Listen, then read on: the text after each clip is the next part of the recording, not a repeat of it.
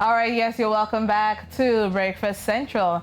First off, we'll take you to Zimbabwe, where we have our correspondent Lala, who is there to tell us more on what's happening. Hello, Lala. Very good morning to you too, and I sure hope you had a lovely and exciting weekend. Okay, so yesterday was World Malaria Day, and Zimbabwe joined the rest of the world in celebrating this important day in our calendar.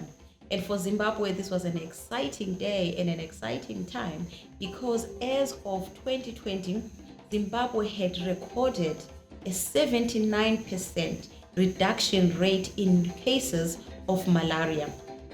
This, of course, has been attributed to the continued work of civil society, the continued work of health groups, the continued work of community organizations, the continued work of the government and the Ministry of Health, and of course, not forgetting the international community such as UNICEF and the WHO, World Health Organizations, that have always made sure that they help the country and communities affected by malaria.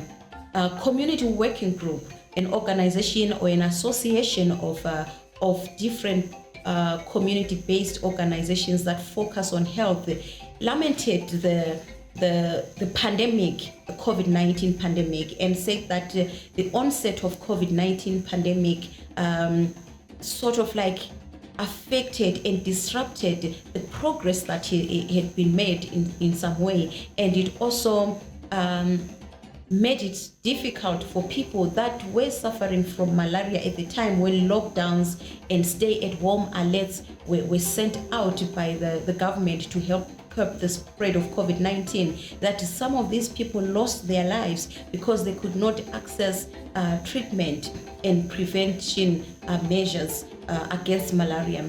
And they also say that it is important that the fight against malaria, the eradication of malaria, the strategies, the efforts that have been put in place need to continue. They said it is important that they continue and should not be disrupted by the onset of COVID-19, because somehow the onset of COVID-19 took the attention from fights against malaria, and he said there needs to be a balance. There is need to strike a balance between fighting COVID-19 and continuing to fight malaria. Okay, so the group, which is a community working group on health, they further, on their statement, they further went on to say that there is need for good political leadership, there is need for innovation, there is need for education, there is need for an improved health system to make sure that the fight against malaria is won. Fight against malaria continues. Actually, yesterday was World Malaria Day. Now let's head straight to South Africa, Johannesburg. We've got Ene Akombo standing for us on the latest in the country this morning. Good morning to you, Ene. Has gazetted updated lockdown regulations, further relaxing the rules around sports and extramural activities.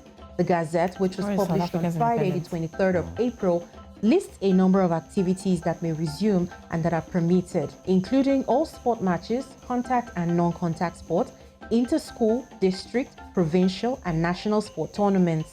The Department of Basic Education is also expected to make a decision this week on the return of learners to school on a full-time basis. Currently, a large number of primary schools in the country operate on a rotational system where learners attend classes on a particular day of the week or every day of the week, every other week. Experts have said, however, that this system is not sustainable in the long run, as it may take up until 2030 to recover from the learning losses, or they would have to reconstruct the entire curriculum in order to catch up. But the decision to have learners return to school full-time will be made after consultation with unions, as well as following the health and safety procedures. Also in the news, a human rights lawyer, Richard Spur, has offered to represent former President Jacob Zuma for free, and this he said on a tweet on the 22nd of April. Now, lawyers acting for former president filed a formal notice of withdrawal last week ahead of the corruption trial, which is set to start on the 17th of May 2021. The notice was filed However, no reason for the withdrawal was given. Now, this is coming 1 week after the Supreme Court of Appeals found that state funding for his lawyers is unlawful and has been asked to return state funds used to pay his legal fees, estimated to be at least 15 million rand. And that's it from me this morning. Have a wonderful rest of the day.